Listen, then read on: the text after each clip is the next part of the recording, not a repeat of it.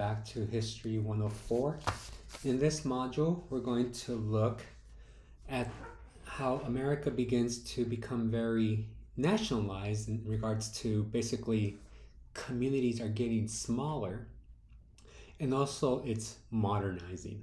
So we're going to look at some of the what some people have called the captains of industry, while others have labeled the robber barons, and also how basically America becomes one by the between Reconstruction and 1900.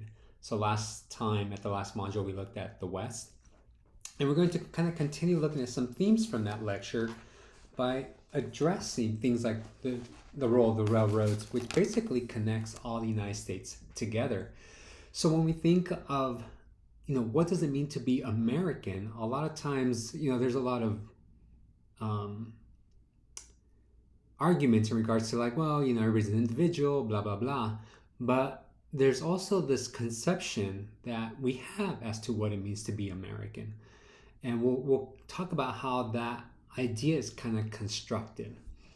As Americans, we don't like that. We like to think of ourselves as individuals, but just think of the way when we think of a French person, right? There's certain stereotypes that we have. Could be a beret, a striped shirt, right? A scarf, I don't know, a cigarette, a skinny mustache, right? These are all kind of things that are associated with France. And yeah, it's a stereotype, but also we see that it can, some of these stereotypes are created from, things that were happening during this era.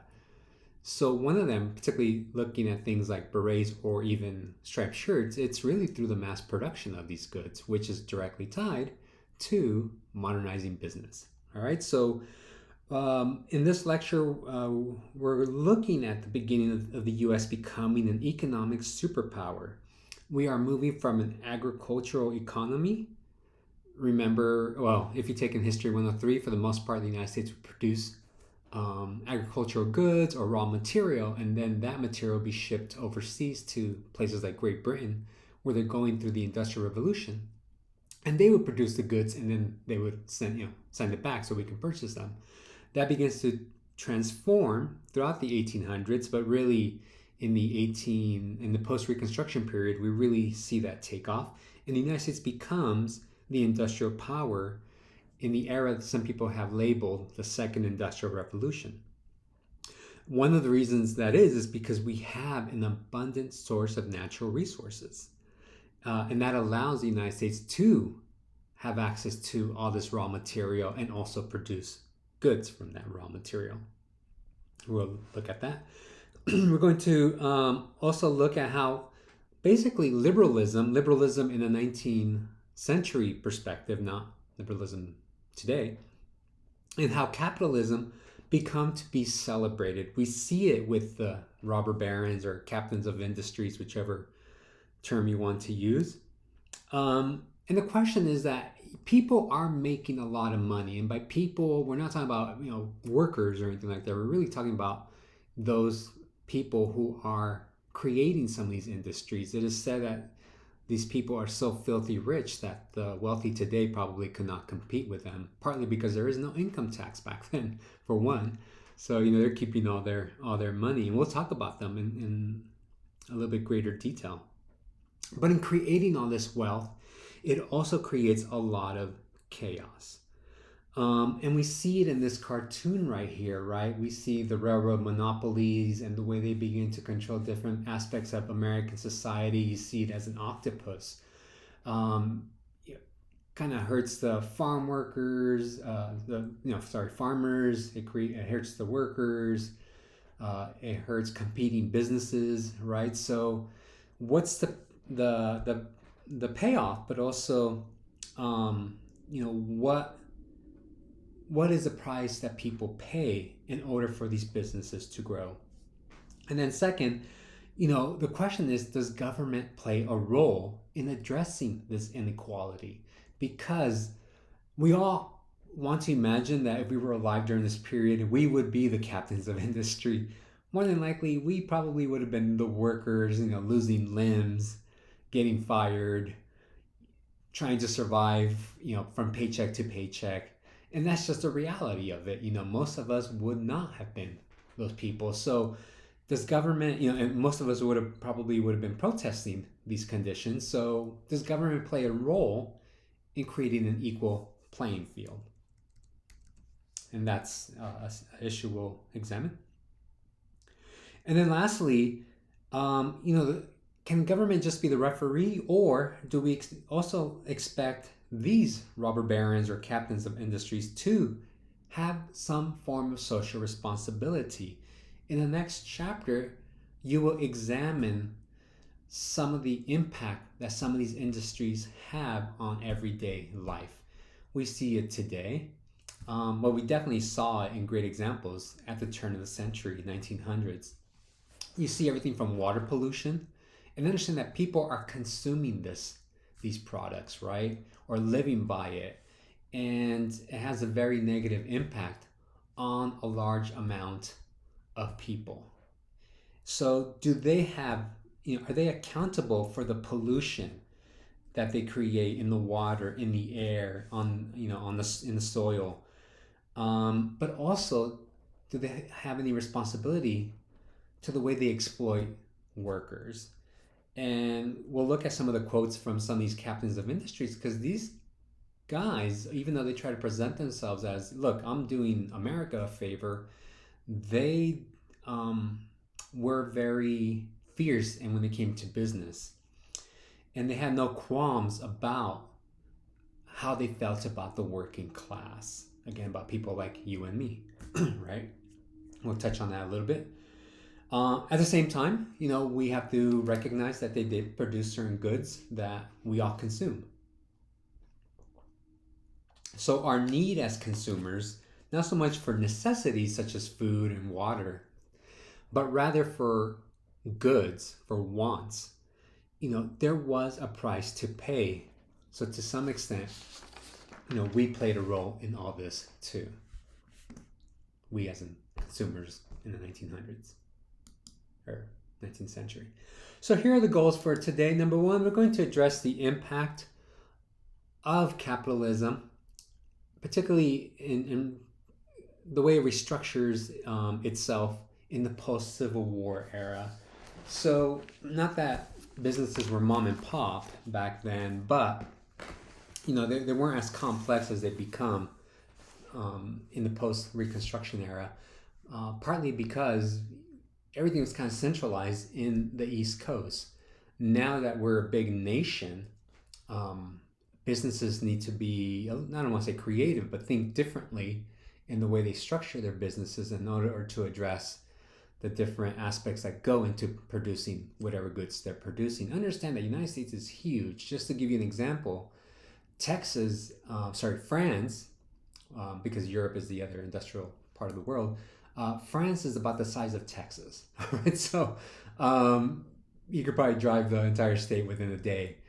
Obviously, the United States is much bigger than that, right? So it's going to take a new way of thinking of business in order to address the necessities of this new economic world. Number two, we are looking at the mass marketing and really selling the concept of the United States to the rest of the world. So through this kind of nationalism of businesses, again, the railroads is a great example, is connecting all the United States into one nation, basically, right? There is this need to reach different consumers throughout the nation. So marketing becomes very key. Their budgets begin to increase. If you ever watch a show like Mad Men, I mean, businesses spend a lot of money in marketing themselves. And if you're on YouTube or TikTok or whatever, right, Instagram, it's all about marketing, right? So this is not something new today. It's something we've known for over 100 and something plus years. And it definitely gets its origins in this particular era, and we'll talk about that. So as marketing really begins to take off, we create this idea of what it means to be American. So even though, again, we might struggle with a definition as to what is American at this point, through mass marketing, that's how we really construct the idea of American. And not that everybody adheres to these ideas, but a lot of times it's products that define our culture. So you could look at, I mean, just look at the way we all dress. We all basically wear the same type of shirts. We all basically wear the same type of clothing. We all basically shop at the same stores. We all basically have the same hairstyle, right? And I'm sure there's variation here and there, and there's different subcultures. But for the most part, I mean, these stores are selling for mass production and mass consumption.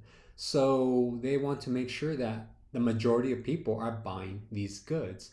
And again, this gets its origin during this period. But in doing so, we create this notion of what it means to be American. And this idea spreads to the rest of the world because the rest of the world is also consuming America because they're buying our goods. And you know this if you ever travel outside the United States, you go to a different country and then there's certain products that you're just so familiar with that you can find them anywhere. The greatest example is Coca-Cola. Right? I know when I was in France and I think I was in Ireland too. We were looking for a place to eat, and I don't know Irish food. I don't know their restaurants, their chains, or anything like that. But I saw a TGI Fridays, and I'm like, oh, I'm gonna go there, and I had a hamburger there. So I traveled, 6,000 miles to go eat a hamburger in Ireland.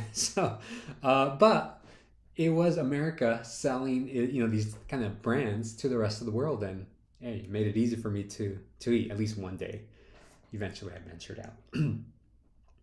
But we have to understand that this identity is constructed based on the idea of laissez-faire ideals. All right, so it is the age of liberalism in the sense of laissez-faire, right? And businesses are booming, but they're also busting. And it's a major risk that people are taking. And there are periods, I think, between 1870 and 1900s, there's about 3 economic recessions. And if you ever look at the economy in the 19th century, it's pretty much, waves. You have booms, you have busts. Since the 1930s, our economy has been fairly stable, and a lot of it has to do with the role of government. Prior to the 1930s, basically, businesses and industry, everything in regards to economics, it's on its own. There's very little government interference during this period. And then lastly, we're going to end by addressing this idea of an American aristocracy. So in creating an American identity, people really begin to look up to some of the values that these industrialists had created. Now, a lot of it is fictitious because they're building an image too about themselves.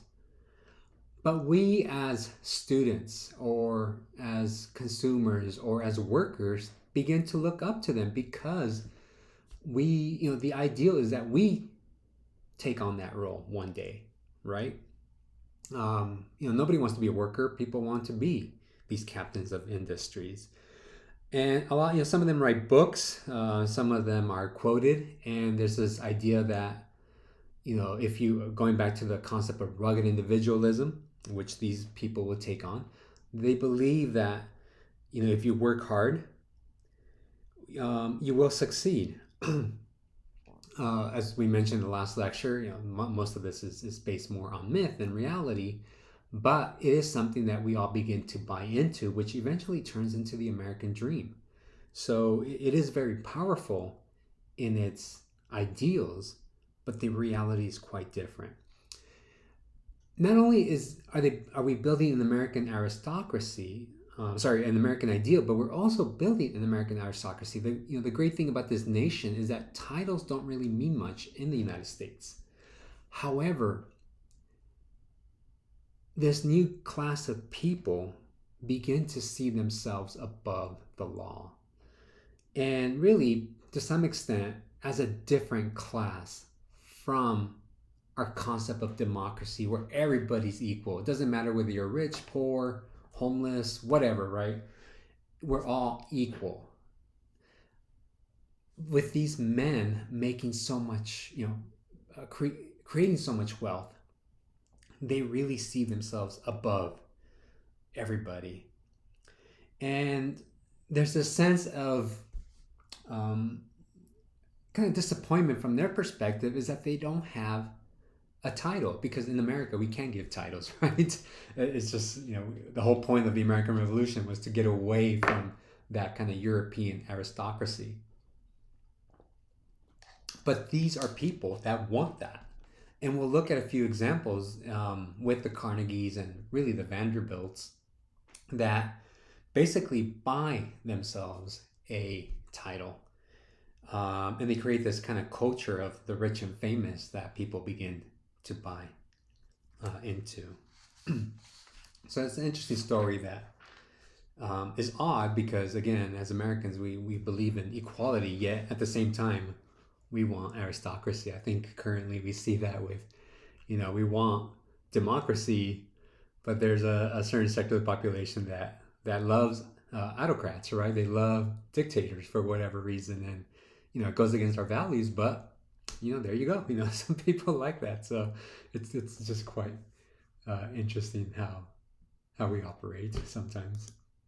All right, so let's begin by looking at the United States in regards to these ideals that of laissez-faire. So in America, for the most part, regardless of political party that's in office, they tend to promote this idea of business. They might have certain differences when it comes to maybe social issues, but for the most part, when it comes to business, both parties are in consensus that business is good for the country. So no matter what president was in office, they tended to look the other way when it came to business. So one thing that they supported. Before I get into all that, America's economy is growing because we have an abundance in different resources. And I have to address this because this is important. As I mentioned earlier, in Europe, a place like France is so small that it doesn't have access to certain raw material. So sometimes they need to have treaties with different countries in order to get the raw material that they need to produce whatever goods they want. The beauty about the United States is that we are in overflow, basically, right? We have a lot of raw material and a lot of cheap labor. And as I mentioned, maybe I didn't quite touch on this as much as I wish I would have in the previous lecture.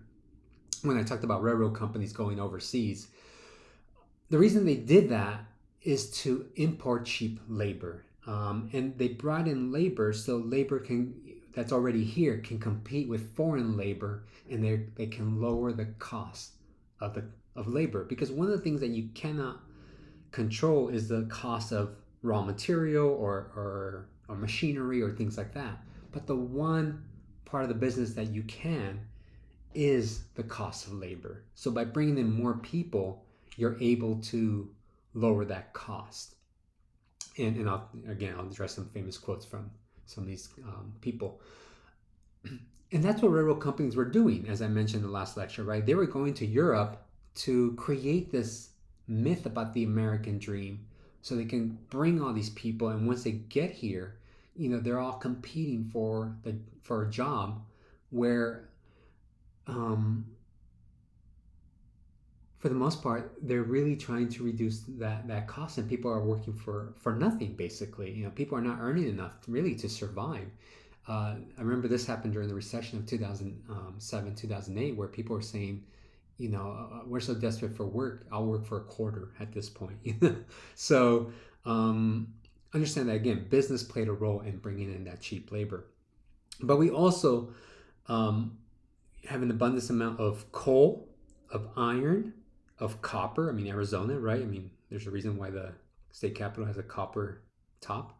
A lot of lead, silver, gold, cotton, wood, and oil, right? These are all things that are important to this new um, industry during this period. In addition, as I mentioned earlier, in regards to companies bringing over immigrants, it is noted that 1 out of 5 workers was foreign born in the United States.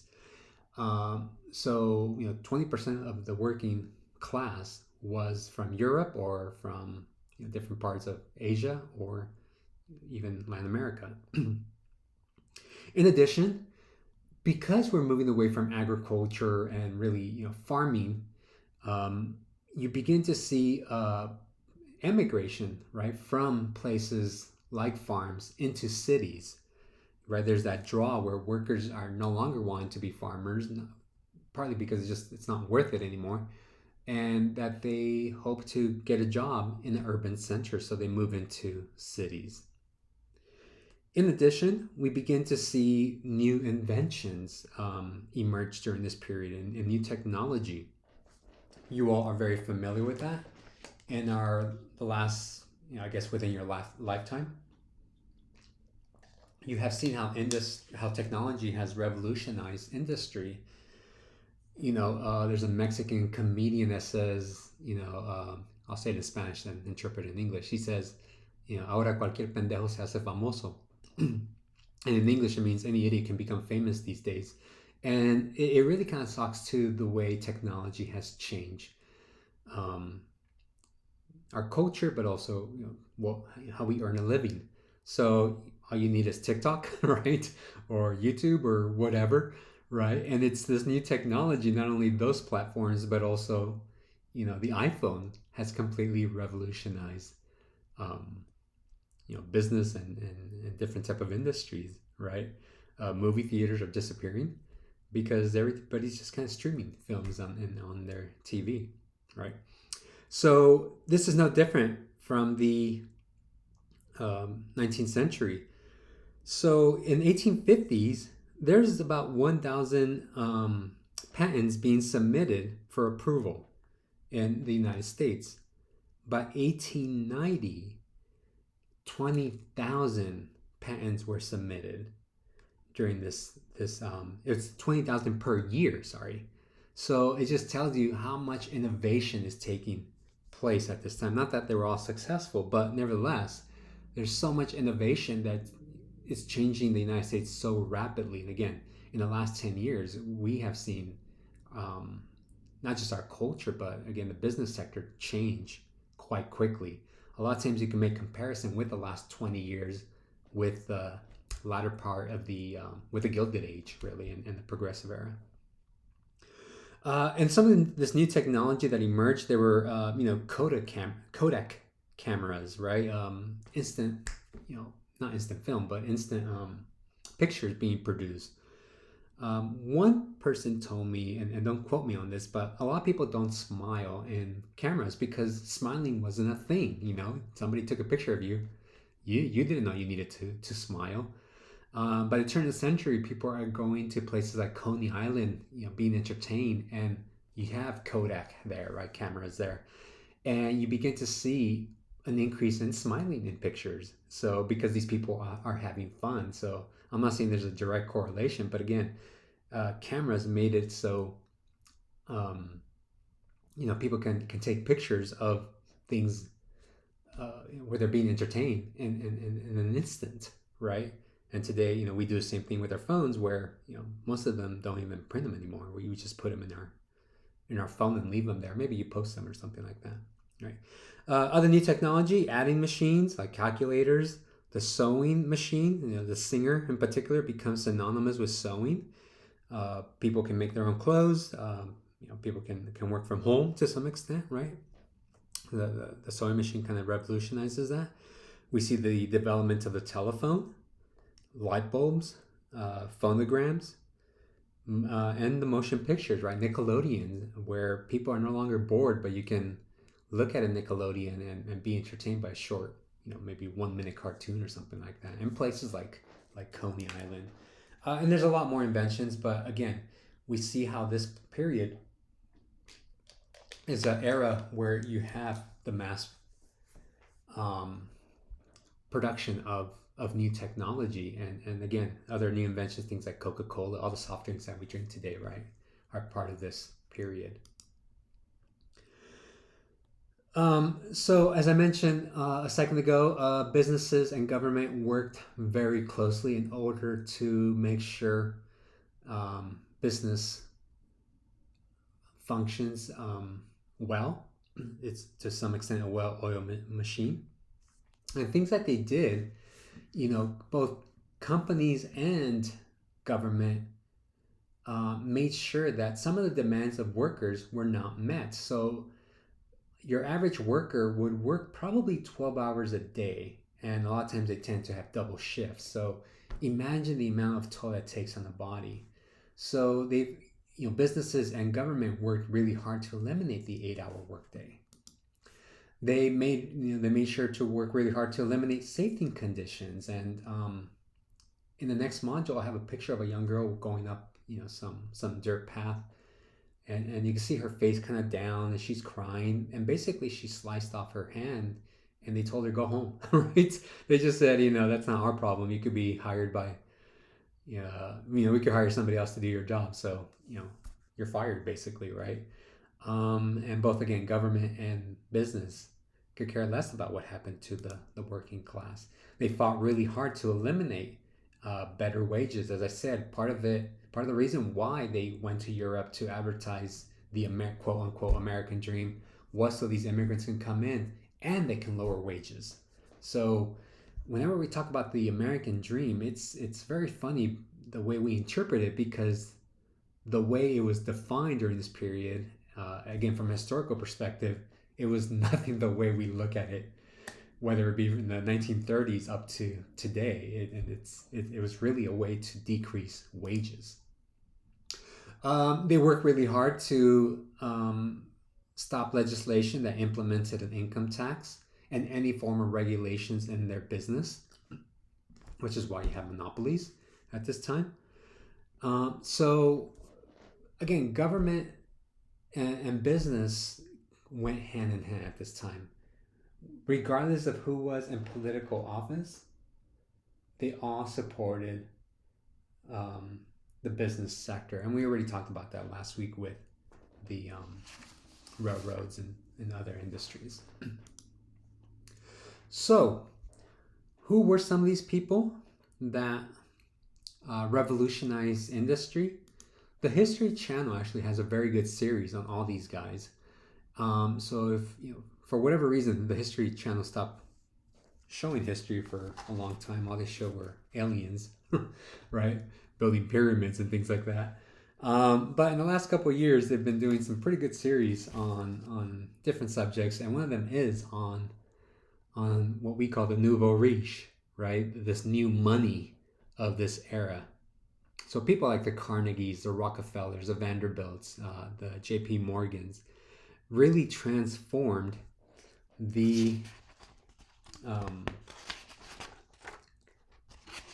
American consciousness, if you will, but also the American industries and business. So I'll talk a little bit about some of the things that they did. I'll try to go through this fairly quickly, but just to share some quotes from them. Jay Gould, who I don't have here listed, but he stated once, "I can hire one half of the working class to kill the other half." Right? So, and these are direct quotes, right, from these people. So it's just kind of, not that he went out killing people, but it does kind of show how they felt about the needs of the working class, right? They just didn't care. In their perspective, they were easily replaceable. Vanderbilt, he made a statement where it says "law!" exclamation point. What do I care about the law? Ain't I got the power, right? And there's some truth to their statements, because they did have so much sway that it was almost scary of how much power the rich have. I mean, it's not surprising, but nevertheless, particularly back then, there is no regulation, so it's a lot worse. So we can make generalized statements like, yeah, of course the rich are gonna have more power, but when you look at specifics, it is very, very kind of scary.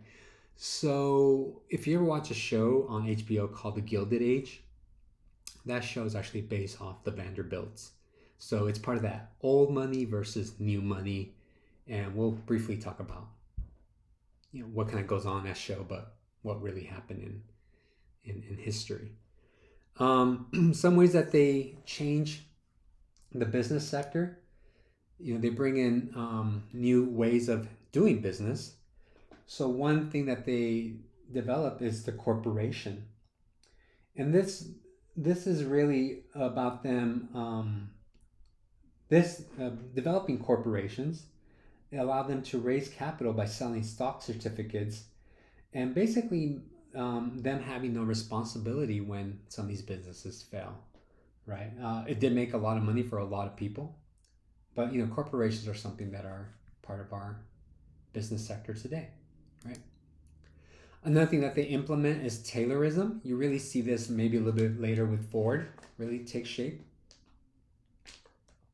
But they implement this idea of scientific management, where basically you are being timed to produce a product, you as the worker, right?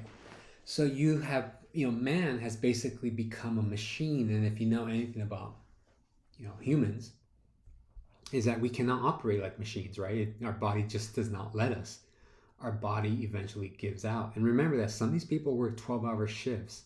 So some of these jobs are very, very dangerous. But because there's such surplus in labor, if you did get hurt, that was your fault. You did something wrong, not the company. So you were fired and you were replaced with one of the many new immigrants that was coming into the United States. And some of these immigrants, just to give you, earlier I mentioned where they were coming from, but just to give you a little bit more information, the book talks about this too, right? Many of them came from Eastern and Southern Europe. These places were not as industrialized as other parts of Europe, whether France or England or Germany. About half of them came to the United States. So again, the concept of American dream is more myth because the other half went to Latin America. So as much as we want to think that America was the place for these immigrants to come, these people just wanted to leave a bad situation, so they went to different parts of the Americas. A lot of them ended up in places like Argentina. If you ever watch the Argentinian soccer team, a lot of them actually have Italian names because a lot of Italians migrated to Argentina. I think probably Messi, right? Messi sounds Italian to me, so maybe there's some Italian background there. And it's noted that United States wasn't just an open. We talk about borders today. Well, back then they actually did have limitations in immigration. They had only about a third. About a third of them came to the United States illegally because they did have quotas for many of these immigrants. And when they came, like today, a lot of these immigrants enter certain job sectors, and we find that many of them entered certain jobs in different parts of the United States that tend to be dominated by a particular ethnic group. So I think the reading talks about Jewish people entering the sector of certain jobs and Italians and so forth. But just to give you an example, that some of these jobs are somewhat racialized, where they use words like, oh, that's hunky work, Hunky, and these jobs were associated with jobs in the mills, not suitable for the old stock American worker. So hunky refers to Hungarians, right? So when you use that term, it's a very kind of racialized term to refer to Hungarian people, and that they did these type of low level entry type of jobs. All right. So scientific management really took a toll on the American worker, and these people are trying to mass produce goods. So every time you stop or slow down, it's costing them money. Another business technique that they incorporated was the trust. You have a board of directors, basically, right, controlling all the property. You have stockholders that receive certificates of the trust that paid really well. You have corporate mergers, where you have one corporation buying another corporation. This was really instituted by J.P. Morgan. The book talks about this, but I just want to go into a little bit greater detail. Is the horizontal integration, and here you have a picture where companies are buying similar companies in order to gain a monopoly in a certain industry. So here you have the oil industry kind of purchasing other independent oil companies, and in doing so you control all of that. You know, horizontally you're buying the same businesses. That's why it's horizontal. And then next in the book, again, talks about this too, is vertical integration. And in this one, you're purchasing all aspects of production, right? So unlike this example over here where you have the oil company, you're buying everything from start to finish, basically, right? So think of maybe if the end product was a hamburger or a meat market or something like that, right? You're buying all the different steps it takes to make that cut of meat, right? So from the cattle all the way up to make that product. So that's vertical integration. And then lastly is standardization. So when it comes to standardization, it really begins with the railroads because it needs order to function from one part of the nation to the other. So companies needed to make sure to transfer goods, without much problems. So one thing that they used to do is like they would move their product from one part and move it to a different place, but they would have to move it once they reach the end of the railroad. They have to move it by hand to a different cart because the railroad tracks were different sizes or something like that, right? So it just took a lot of time to make all that. So they standardize everything that way they can just easily flow product from one part of the United States all the way to the other. So one thing, for example, are time zones, right? It is noted that in New York it had one time zone, and in Philadelphia it had different time, right? So where it was 12 p.m. in New York, it was 11:50 in Philadelphia, even though they're all in the same time zone. So it's because of the railroads, they created the 4 different time zones rather than each place having their own local time. And this really, stopped costly accidents in the trains. I think, I'm not sure if you have any watch collectors out there, but I want to say Ball or Bell. I actually love watches, and I can't remember, but they were some of the first, kind of like the first company that helped standardize this time. Another way they standardized was by having standard equipment. The same type of brakes, the same type of wheels, the same type of whatever, right? In order to move these products from one place to the other. So as the railroads began to do this, other companies began to follow their technique. And today, you go to the store and everything's kind of standardized, right? You go to the store and buy a T-shirt. You don't. At one time, you could go get them custom made to fit your body. Now they just have small, medium, large, right? And if you're medium, you're going to be medium pretty much at any store, right? Whether it be the Gap, JCPenney, Kohl's, I don't know, Banana Republic, right? It doesn't matter what store you go to, you're going to be medium more or less everywhere, or maybe even pant sizes, right? This helps in the cost of production, right? It takes a lot more time to make a custom size pants. Let's talk about creating a mass market. So as I mentioned in the beginning, with the objectives, is that many of these companies are developing goods in order to sell them, right? The United States goes through a lot of economic recessions, partly because we're overproducing goods, and your market can only purchase so much of it that eventually you saturated and people stop buying, or you're not paying your workers enough money to buy the very goods that you're producing, right? So you need to find ways to market it not only to your region, but really to export it and find new markets. As I mentioned in the last lecture, Howard Zinn talked about the Chinese market, right? The United States wanted the West Coast because it wanted access to markets outside of the United States. And China, was always a very important market, even though they did not have a very strong growing middle class or anything like that. It was something that they wanted access to. So what do? You create a market, right?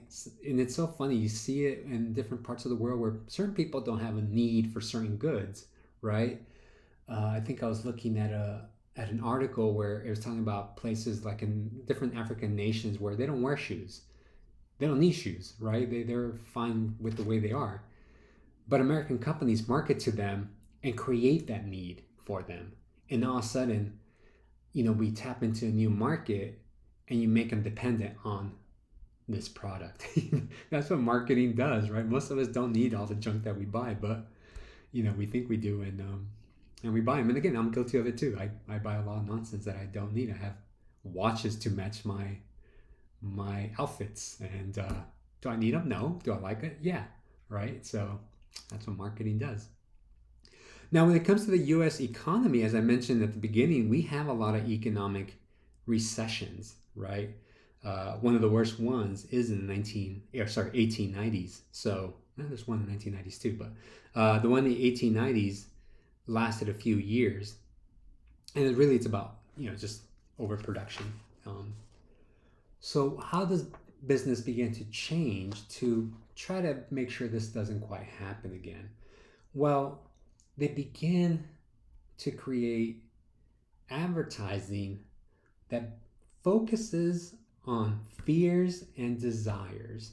So a lot of them begin to hire psychologists in order to tap into the needs of people. Understand psychology is actually a new field at this time. It is part of the post 1850 era where psychology really begins to grow, and companies find a way to tap into these fears. So one example is this concept of the way you smell, right? Particularly in urban centers, you want to, they create this kind of fear where, you want to smell good. You want to smell nasty, right? BO or something like that, right? So they create this fear that this product will protect you against bad odor or maybe bad breath in regards to toothpaste products, right? And that is the way to kind of gain a consumer. If you smell, you smell, because Jesus Christ, people are moving around. But all of a sudden, this product almost guarantees that you won't smell, even though it can't promise it. It doesn't really matter. It promises it, and you buy into it, and you buy it, right? As I mentioned, it also taps into desires. Some of them begin to make very ridiculous claims. For example, Ivory Soap says that its product is 99 and 44 100ths pure. What does that mean? Who knows? Who cares? All I know is that it's 99% whatever it says it is, right? And it makes me feel nice and fuzzy inside. Therefore, I am going to purchase it, right? So this is the new way that companies begin to advertise. So if you're in psychology and maybe you're not going to become a psychologist or something, but you still need to work, consider going into advertising, because there is a lot of money in that field. They begin to use bold type images and a lot of celebrities to promote their products. In the pre-Civil War, a lot of times advertising focused more on the quality of the product and on the price of the product. After the Civil War, advertising really begins to focus on catching the eye, being convincing, and being memorable. So one thing that businesses begin to do is, promote, have catchy slogans, which get stuck in your brain, right? And they've been doing this since this period, but there's a lot of products that we know today are associated with a catchy slogan, such as "Just Do It," right? And we know all that with Nike. So it becomes synonymous with these products, some of these slogans. Another example that we see is the products begin to be associated, at least the name of the product begins associated with the product itself. So we know this too because we go, oh, pass me a Kleenex, right? And companies love this when their product is associated with the name of the name of the product is associated with the product itself, because it's not a Kleenex, it's a tissue, right? So when you go to the store, you really probably want to buy the brand more than you do the product, right? Because there's something associated with the name and the product itself. Another example that I used earlier is Coke, right? I'm thirsty. Well, let's drink a Coke. And you grab, a 7 Up or something like that. But, we associated the word Coke so much with soda, basically, right? That they kind of go hand in hand by this period. And as I mentioned, they hired celebrities of the time, athletes, to peddle their goods. Another important shift that we see happening in the post-Civil War era is the development of the department store. Now, department stores begin to emerge in places like major cities, even before the Civil War, but they really begin to take off, specifically in the United States in the post-Civil War era. So it is noted that Alexander Turney Stewart established the first department store in New York in 1846. These department stores had a huge amount of goods that were divided into different departments, hence the word department stores, right? And they had clerks serving their customers, and all the prices were fixed, which eliminated the uncomfortable feeling of having to negotiate for a product. You went in there, you know what the price was, and you purchased it without having to feel like you overpaid, you underpaid, blah, blah, blah. Everybody knew the price, and it was set. The word shopper comes on into the American lexicon. Department stores are very significant. There's a few shows on TV, on like Netflix or whatever, right? These different platforms that talk about the origins of department stores. There's a great show called The Paradise. It's kind of cheesy, but it's based during this period. It's based more in England of a department store. But it really kind of gives you a visual of what the department store offered. And it is an experience. I remember as a kid, we used to go to Kmart, and, we were poor, so those were the cheap stores that we could afford at that time. But every so often on weekends, we would go to the Broadway, and we would just go to look, because we couldn't shop. We were just too poor to shop there. And there was in the suburb of Los Angeles, I remember. And it was such an experience to go there, and building off that concept of the American dream, thinking to myself, one day I'll be able to buy something from this store. Things were expensive, but it was a form of paradise. They created these palatial, richly decorated emporiums, as you kind of see here, of all the goods and services that they had. And there's just a great variety of merchandise. And again, going back to my experience as a kid, I was in awe, just thinking like, who can buy this stuff? And it really shapes the American culture, and it really helps create the concept of Americana at this time. So these places were very significant for the working class, because they can go and just browse They don't have to buy anything, but it's almost like you went up a social class, right? You went from working poor to middle class just by being in the department store, and then you left and you went back to being poor, right? So for women, it gave them a sense of empowerment because a lot of times the consumer was a woman, right? They're the ones who went to the department store and bought clothing for their kids and whatever other goods they needed. Um, and then you also have women working at these places. You know, they didn't have to work in factories, and these were clean jobs that actually paid fairly well, just depending on places. Uh, but you know, you could afford to live off this salary, and it was a clean job, right? You didn't come home all smelly and dirty, and probably again lost a limb. You know, here it's a service industry job, but it was a good paying job, and it was almost like a white collar job for some. Sorry. You do begin to see. Oh, before I get into that, I talked about the experience. You do begin to see places that are more affordable. I mentioned Kmart when I was a kid, but then you have places like Woolworth that was established in 1879 in New York, and these were called five and dime stores that offered goods at very affordable prices. Woolworth had 600 stores throughout the United States by 1910, and they we talked about vertical integration. They offer huge discounts because they had this kind of connection with wholesalers and manufacturers that allow the prices to be dropped to very kind of affordable prices. For those that didn't live in urban centers, they could actually order stuff from the mail. People living in the countryside in rural America. By 1872, Montgomery Ward, I still remember going into Montgomery Ward. They were a department store.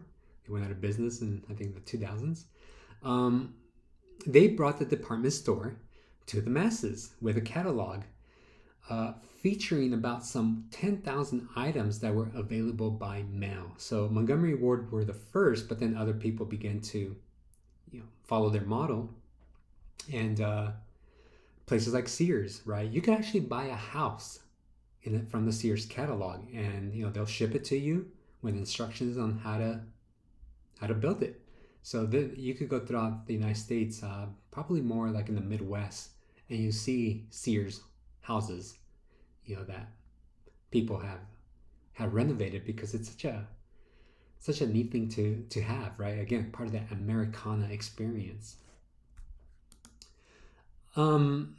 Well, before I get into this, so having the department stores and advertising really created a almost like universal American shared consumer culture, which helped to bridge the countryside, right, the West, the South, the urban center into almost one collective culture. We bought the same fashion. We developed some of the same habits going to the stores, right, just to look. And we bought the same contraptions throughout the United States. For example, bikes. It is noted that 1 million bikes were sold in a year in the 1990s. And bikes were revolutionary because, for the most part, people didn't leave their small communities, small towns. With a bike, you can actually travel outside your town. And I remember as a kid, same thing, when I got my bike, going to the town that was down, a couple miles, 5 miles, and that was like an adventure. Like you're entering a whole different country, and it was just a city, right? Not too far away from where I lived. But again, that bike gave you that freedom. So it's creating an American culture. But you can only sell so many goods to your own community. So a lot of it was selling to the rest of the world. So the United States, in order to sell more goods, try to tap into new markets. And this helped with ending recessions. It is noted that export manufacturing increased 32% in the 1890s. By 1897, the U.S. businesses invested $635 million in overseas mines, manufacturing plants, plantations, and oil wells. So American companies are pumping a lot of money into different parts of the world. Part of it's for resources, but also to tap into these markets. Like I said, Coca-Cola, you could find one anywhere. And to some extent, even though the United States does not see itself as an imperial nation, we are becoming an imperial nation. And the reading will talk about this more when we talk about the U.S. Spanish War and all that type of stuff, because we need to make sure that American industries are protected around the world. So not only are businesses investing in foreign nations, but the U.S. government is making sure that these interests are protected.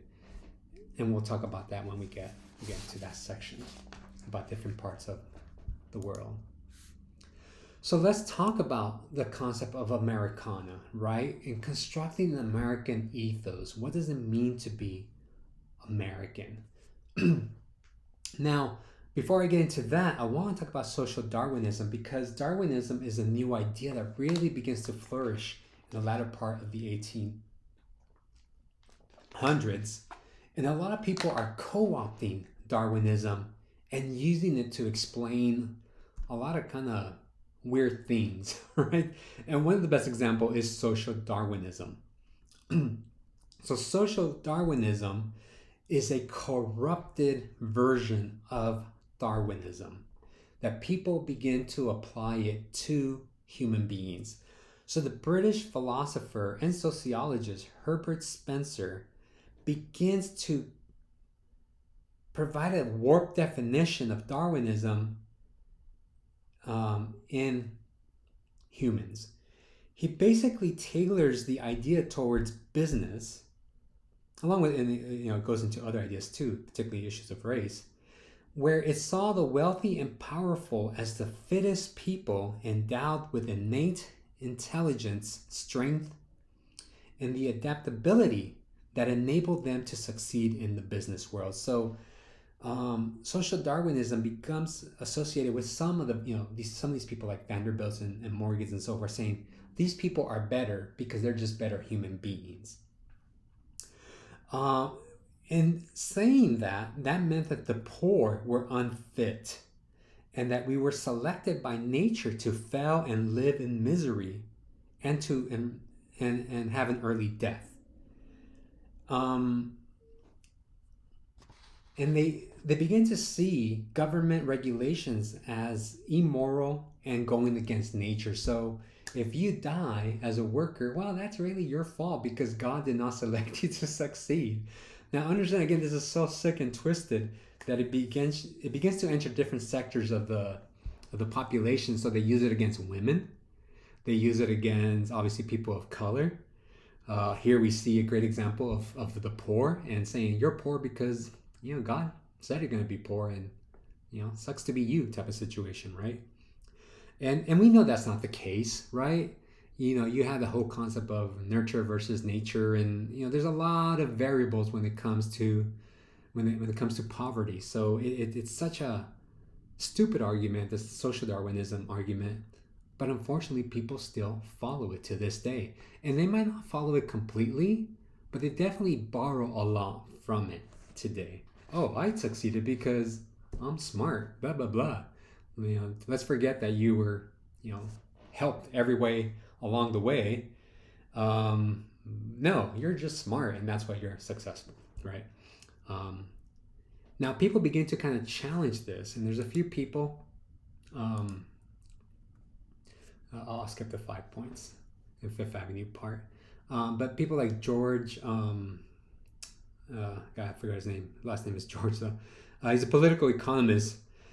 He begins to question if industrialization is actually progress, and if industrialization must create poverty.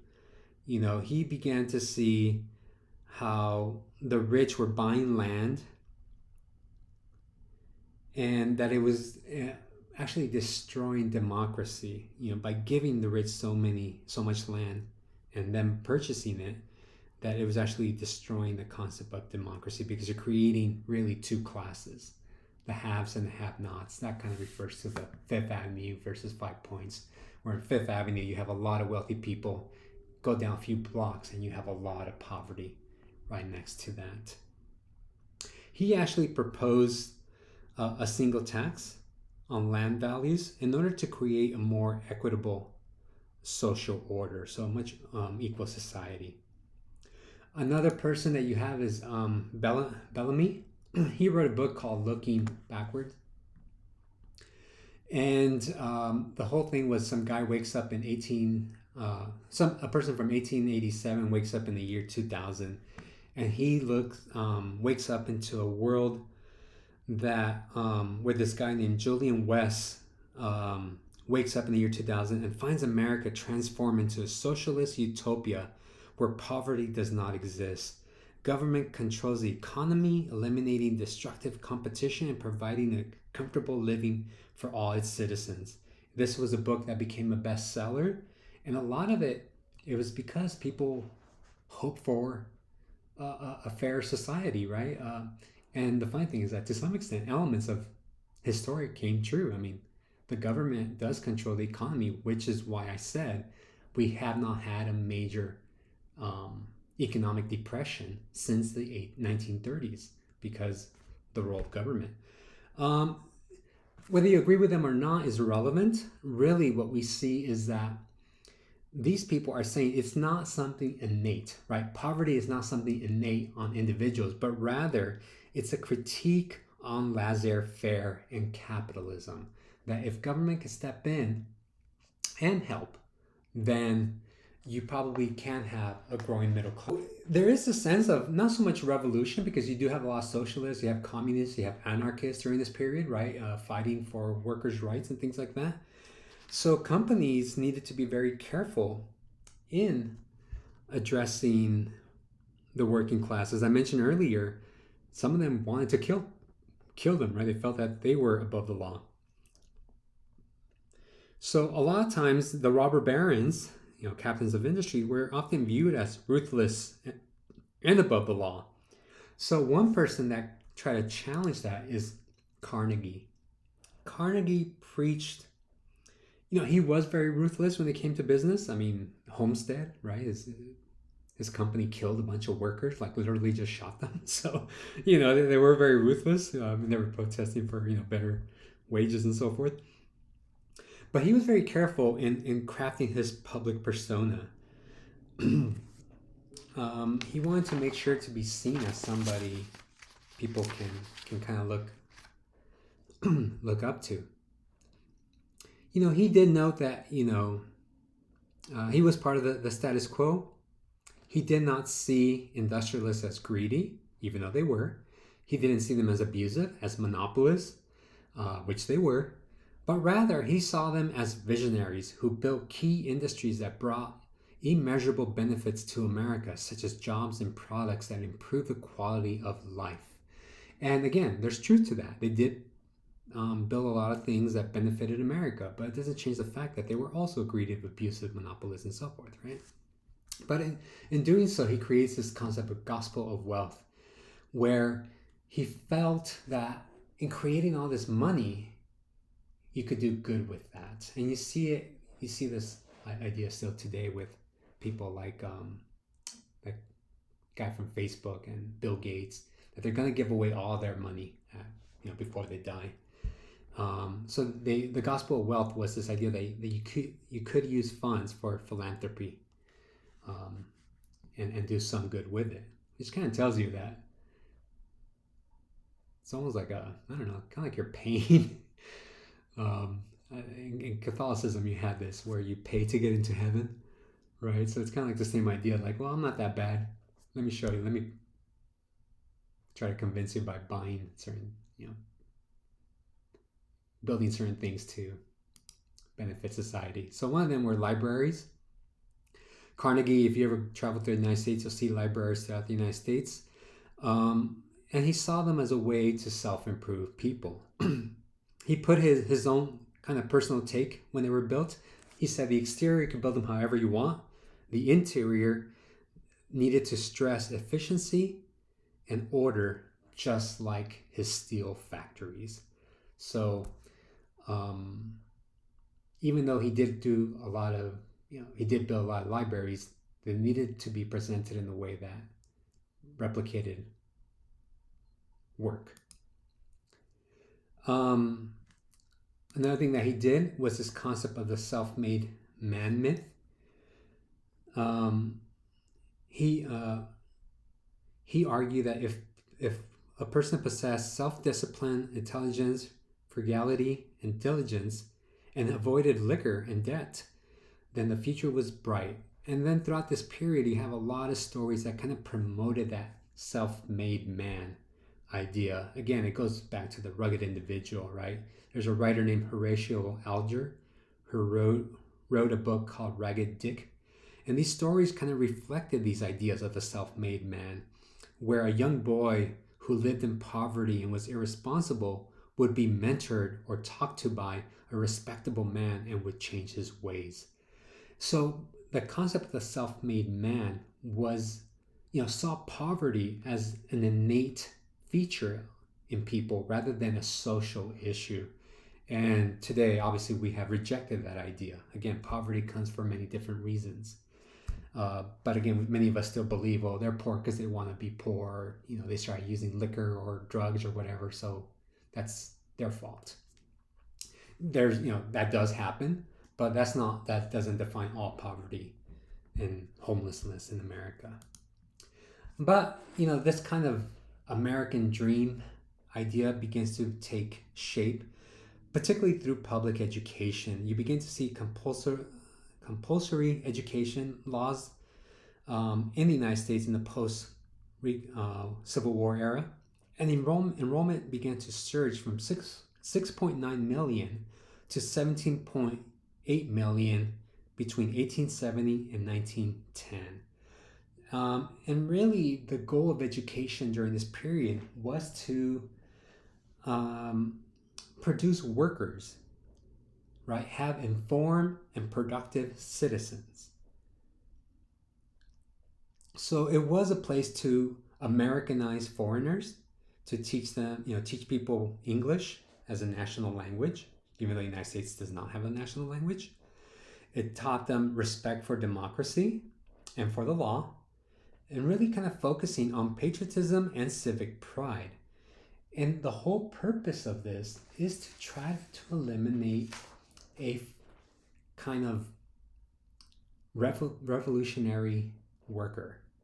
So you wanted to have a lawful worker because ultimately you can't have chaos in the market.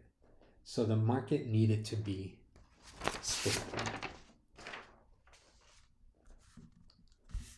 And hence the construction of the American dream.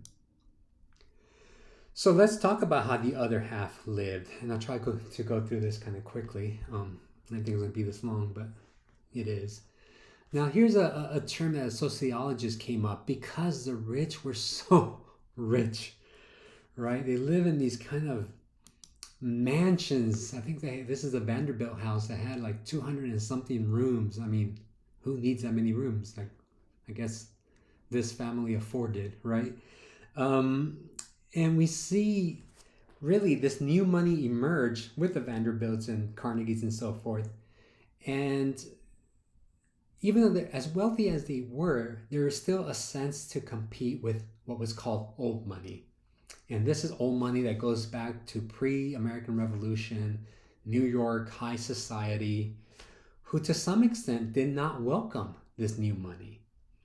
It is noted that the Astors, which again is old money, they would throw these lavish balls, and many of these people of new money would make excuses not to be in town if they were not invited, because they did not want to be seen as though they were not part of this, social upper class strata that was, they had the money, but they're seen as second class citizens to this old money. And the Astors, A-S-T-O-R-S, basically defined high society in New York throughout the 1800s. But, they built big mansions on Fifth Avenue. And they attended opulent Met opera houses and spent their summers in their 50-room cottages in Newport, Rhode Island, and it's just a ridiculous amount of wealth. If you watch the show The Gilded Age, again, that show is really about the Astors against the Vanderbilts, old money versus new money, and they competed to see who could throw the most exaggerated, extravagant ball, wedding, parties, whatever, right? And we're talking they spent a lot of money on these balls. It is noted that Alva Vanderbilt threw a party to celebrate the completion of her $3 million mansion, with everyone dressing as European royalty, creating the idea of an American aristocracy. So again, even though America were all equal, they wanted to separate themselves from the riffraff, right? The rest of us. Yeah, she spent on that ball $250,000 just on that one ball, while the average worker earned less than $700 a year the time she threw that ball. Many of them were looking to Europe to try to replicate again the aristocracy over there, the noble class over there. It is noted by 1897, these parties really came to an end. In the midst of an economic depression, the Bradley Martin family spent $400,000 hosting an 800 guest party with diamond necklaces as party favors. A lot of people again would read about these stories in the newspapers because they're celebrities to some extent, but there's enough pushback where people began to critique the excessiveness of spending. So much so that the Bradley Martin family ended up moving to England because they could not take the critique, the criticism that came with this ball. But again, it just shows you how ridiculous that became and how much money was being thrown. Now, I kind of want to look at this last thing because I think this is significant. All that money in the world cannot buy them class, right? So no matter how much money you had, and again, The Gilded Age, that TV show on HBO, does a great job showing this, cannot buy you entry into that old money high society. So the interesting thing is that many of them talk the language of being from the lower classes and working their way up and from humble origins, and that they were frugal. All of them sought European social status, and they wanted that title, and they felt that if they had that title, it will bring them into high society.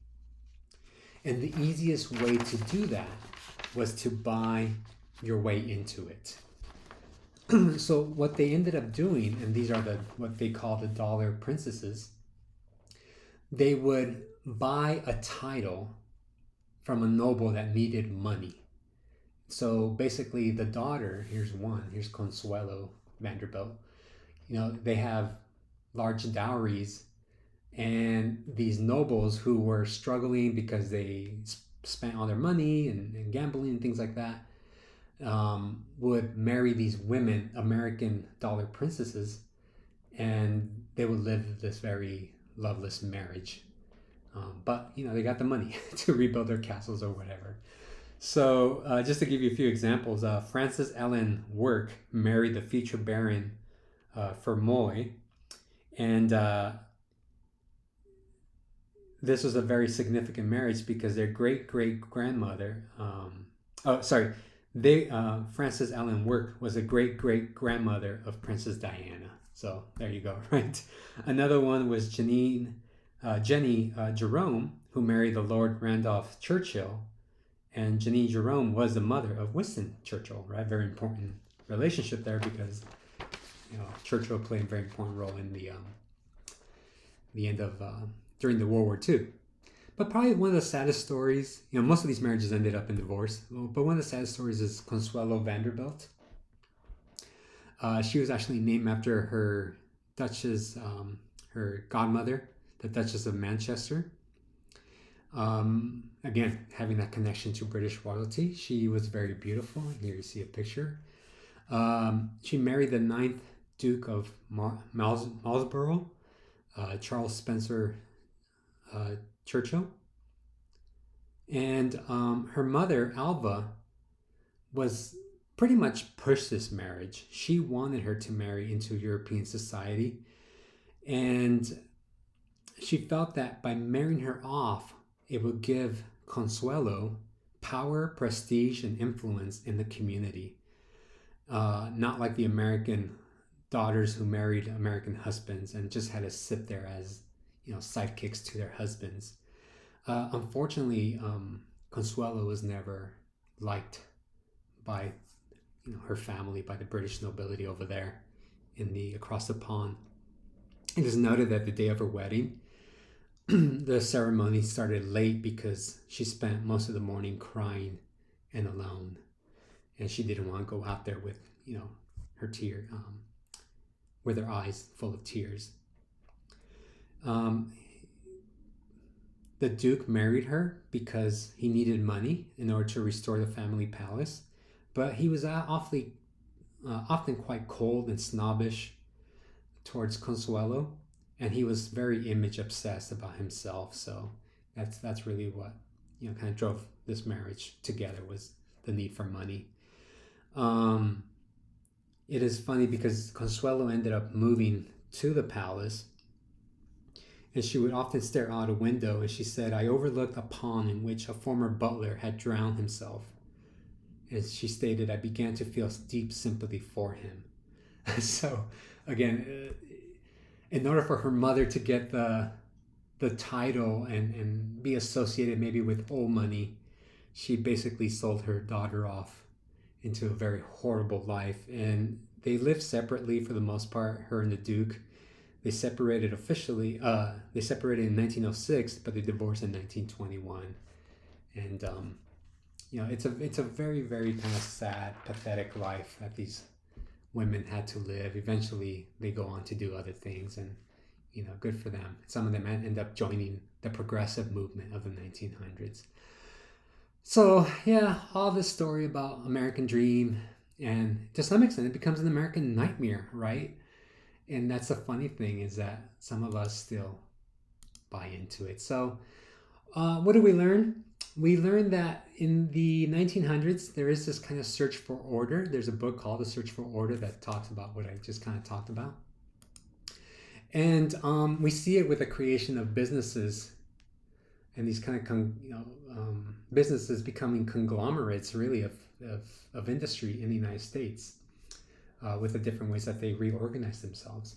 Another way is by creating a national identity, and we talked about how consumerism really shapes that the American identity, where we all begin to basically look alike, talk alike, and so forth and so on, right? And then lastly, we talked about the lifestyles of the rich and famous. And I remember somebody once told me, "Be careful what you wish for, because you just might get it." And it's so true, right? That these people, the rich, they try to separate themselves from the rest of us. Yet, for all the money they have, many of them were quite miserable. But particularly their offsprings. But they did help create a lot of things that we have today, and definitely shaped the American consciousness by creating the concept of the American dream.